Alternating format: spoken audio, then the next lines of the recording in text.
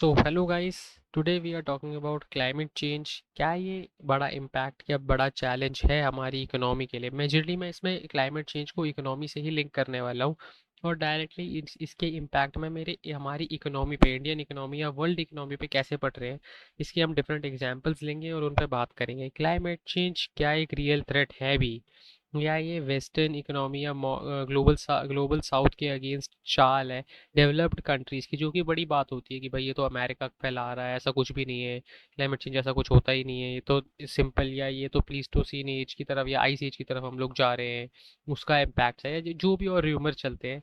मैं इन पे तो इतना ज़्यादा सुनता रहता हूँ, देखता हूँ, लेकिन मानता नहीं हूँ, तो उसके बारे में हम लोग बात करेंगे कि क्या ये सही में है या क्या इम्पैक्ट्स हो रहे हैं। मैं इम्पैक्ट्स के बारे में बात करूंगा और मैं उम्मीद करूंगा कि आप लोग अपना एक व्यू पॉइंट बनाएंगे इसके ऊपर और इस पे काम करेंगे, जो भी आपको जैसा भी ठीक लगे। देखिएगा, तो क्लाइमेट चेंज पहले जान लेते हैं कि क्लाइमेट चेंज होता क्या है। क्लाइमेट चेंज है लॉन्ग टर्म ऑल्टरेशन या alternation of climate and typical weather phenomena. Climate change का मतलब है कि जैसे कि अगर मैं बात करूँ वेदर की आपके, तो वेदर इस टाइम ऑटम है या समर है या विंटर है या जो भी है, जो भी होता है वो उसी सीजन के लिए रहता है। लेकिन अगर मैं बात करूँ 30 साल के प्रेसिपिटेशन यानी कि बारिश की, ह्यूमिडिटी, आर्द्रता, या मैं बात करूँ रेन की, प्रेसिपिटेशन, ह्यूमिडिटी, सनलाइट, ये क्या इसका वो रहता है, डेटा रहता है 30 सालों तक। डिफरेंट डेटास को हम जोड़ते हैं और उसके बारे में हम बात करते हैं। क्लाइमेट चेंज का क्या इम्पैक्ट है, क्या क्या हम उसका वो कर रहे हैं, उसके बारे में ही मैं बात करूँगा। तो अगर मैं बात करूँ एक्सट्रीम वेदर फिनोमेनास की, या जो कि क्लाइमेट की वजह से देखने को मिलते हैं आजकल, जो ही है हीट वेव या melting of the glacier, rise in the sea level, forest fires, ये सब। इकोनॉमिक डेवलपमेंट की अगर मैं बात करूँ तो this is the process of improvement in standard of living of a country और अ रीजन, कि किसी भी कंट्री का स्टैंडर्ड ऑफ लिविंग किस तरीके से प्रोसेस हो रहा है या इम्प्रूव हो रहा है, उसी को ही इकोनॉमिक डेवलपमेंट हम समझेंगे। क्लाइमेट चेंज जो कि है डायरेक्टली और क्लोजली इससे लिंक होता है, क्योंकि क्लाइमेट चेंज के बहुत सारे इम्पैक्ट्स इकोनॉमी पे पड़ते हैं और इकोनॉमी के भी बहुत सारे इम्पैक्ट्स क्लाइमेट पे पड़ते हैं। तो ये एक क्लोज्ड साइकिल के रूप में काम करते हैं। It can have negative impacts on economy और positive impacts also. Climate change के कुछ पॉजिटिव इम्पैक्ट्स भी होते हैं, हम दोनों पर ही बात करेंगे।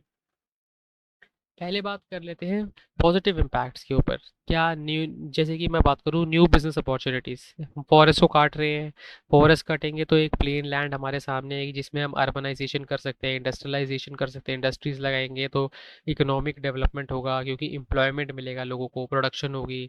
प्रोडक्शन से इंडियन इकोनॉमी के अंदर जीडी हमारी जीडीपी बढ़ने लगेगी, देखा जाएगा तो डिमांड बढ़ेगी हमारे ही कंट्री के अंदर, जैसे कि पॉपुलेशन लगातार बढ़ रही है। तो एक जैसे ही अनएम्प्लॉयमेंट धीरे धीरे घटने लगेगा इसकी वजह से, तो बिजनेस अपॉर्चुनिटीज़ क्रिएट होंगी और इकोनॉमिक डेवलपमेंट आएगा, जो कि एक बड़ा फैक्टर है क्लाइमेट चेंज का, क्योंकि फॉरेस्ट काटने से बड़ा क्लाइमेट चेंज होने वाला है, जो कि हम आगे देखेंगे भी।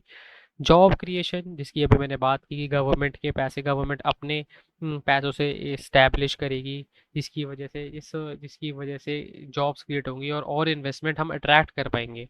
जैसे कि पीएम मित्रा स्कीम को मैं देखता हूँ तो वो इसी पर ही बेस्ड है। गवर्नमेंट स्पेंडिंग से वो टेक्सटाइल पार्क्स लगाना और उसके बाद उस वहाँ से इन्वेस्टमेंट को लाना, इन्वेस्टमेंट को पूरे वर्ल्ड से देखना, जिसकी वजह से ही इकोनॉमिक डेवलपमेंट होना, ज़्यादा पैसे में ज़्यादा जॉब्स क्रिएट करना, यही गवर्नमेंट की आज अभी तक की बड़ी ही एक एम्बिशियस प्रोजेक्ट है। आगे चलेंगे तो एलोकेशन, री एलोकेशन ऑफ इकोनॉमिक एक्टिविटीज़, जैसे कि सी लेवल राइज हो रहा है, सी लेवल राइज हो रहा है। अगर मैं आर्कटिक की बात करूँ, आर्कटिक एक बहुत ही अच्छा एग्जाम्पल होगा इसके लिए।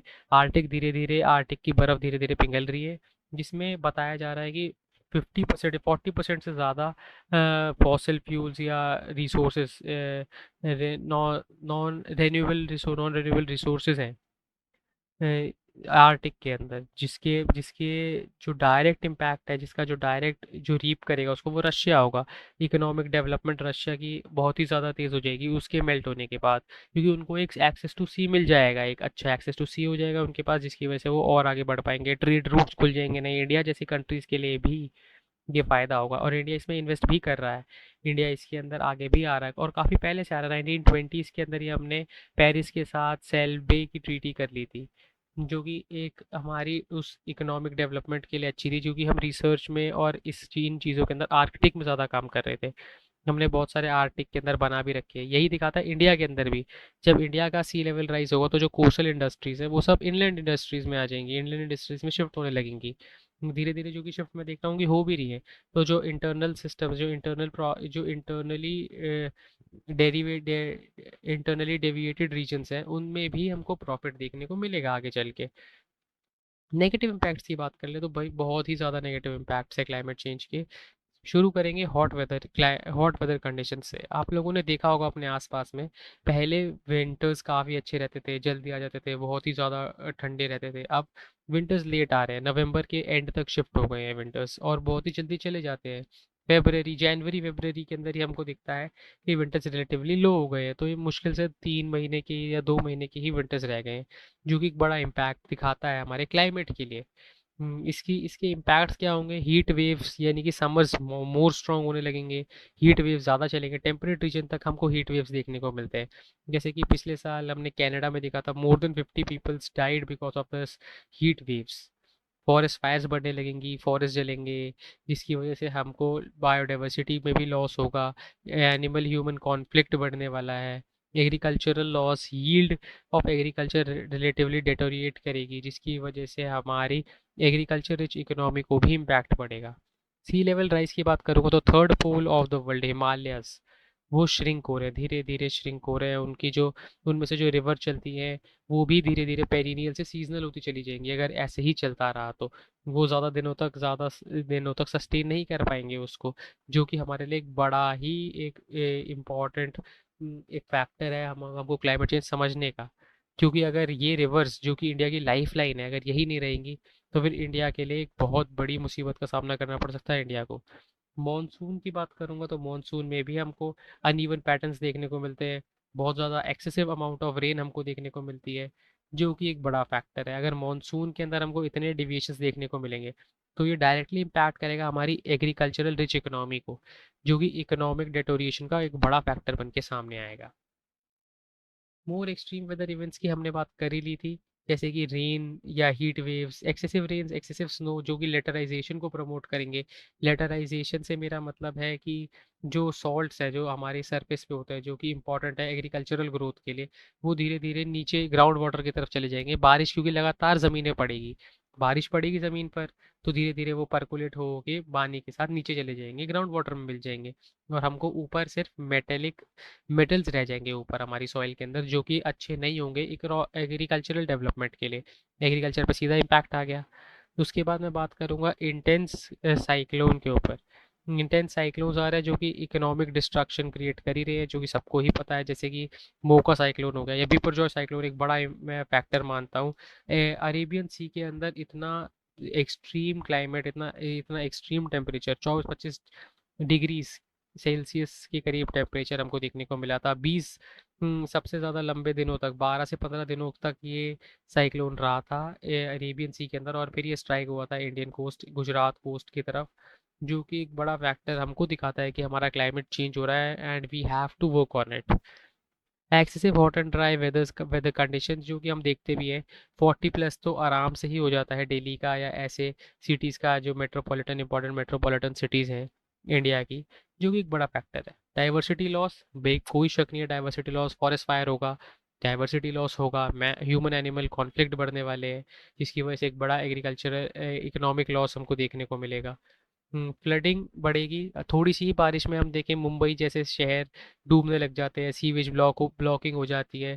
क्यों? क्योंकि एग्रीकल्चरल डिस्ट्रक्शन, हमने अपना एग्रो इकोनॉमी को छोड़ दिया, पेड़ काटते चले गए, रोड्स बनाते चले गए। ये कॉन्क्रीटाइजेशन इसको बोला जाता है, कॉन्क्रीट्स के रोड बनाए, जिसकी वजह से percolation of the water, rain आती है ज़मीन के नीचे नहीं जा पाती है, ऊपर ही रहती है, फ्लड क्रिएट होता है, और भाई फर्स्ट फ्लोर तक मुंबई की भाई बिल्डिंग्स डूब जाती है, जो कि सच बात है। यही एक बड़ा फैक्टर है। हमारी जो एग्रीकल्चरल रिच ज़मीन थी उस पे ही हमने कंक्रीट बिछा के रोड्स बना दिए, जिसकी वजह से हमको एक बड़ा क्लाइमेट इफेक्ट देखने को मिलता है, जो कि हमारे सामने है बड़ा। मैसिव इकोनॉमिक लॉस होता है, अराउंड $70 ट्रिलियन टू $100 ट्रिलियन का लॉस हमने अभी तक लिया है इसके ऊपर, और धीरे धीरे बढ़ता ही जा रहा है ये नंबर। हम कुछ एग्जांपल्स की बात मैं अगर एग्जांपल्स की बात करूं तो बांग्लादेश पाकिस्तान फ्लड मैं अगर देखूंगा पिछले साल में रही थी पाकिस्तान के अंदर, बांग्लादेश के अंदर तो हर साल ही आ जाती है फ्लड मादा दरार की वजह से, जो कि एक बड़ा फैक्टर है उनके इकोनॉमी पर डायरेक्ट इम्पैक्ट जो करता है।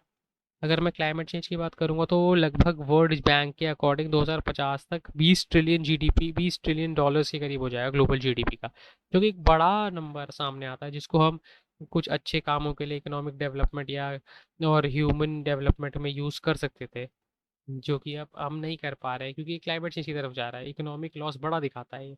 उसके बाद मैं बात करूँ कैलिफोर्निया थ्रेट्स की, तो कैलिफोर्निया के डेजर्ट ड्रॉट्स की, जो कि डेजर्टिफिकेशन को प्रमोट कर रहा है, वाटर सप्लाई प्रॉब्लम हो गई, एग्रीकल्चरल लॉस हो गए।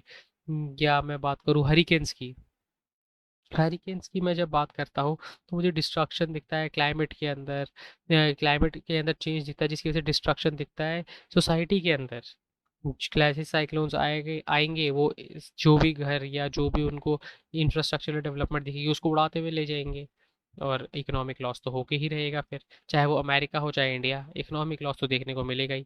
अमेरिका ने तो बेसमेंट्स बना रखे हैं अपने की, जैसी साइक्लोन या हरिकेन्स आते हैं वो लोग बेसमेंट में चले जाते हैं, ऊपर का घर उड़ जाता है और बेसमेंट में वो लोग सेफ रहते हैं, जो कि एक बड़ा फैक्टर है क्लाइमेट चेंज का। अगर हम इसको मिटिगेट कर पा रहे हैं तो ये बहुत ही बेहतरीन होगा हमारे इकोनॉमी के लिए, सोसाइटी के लिए, कल्चर के लिए।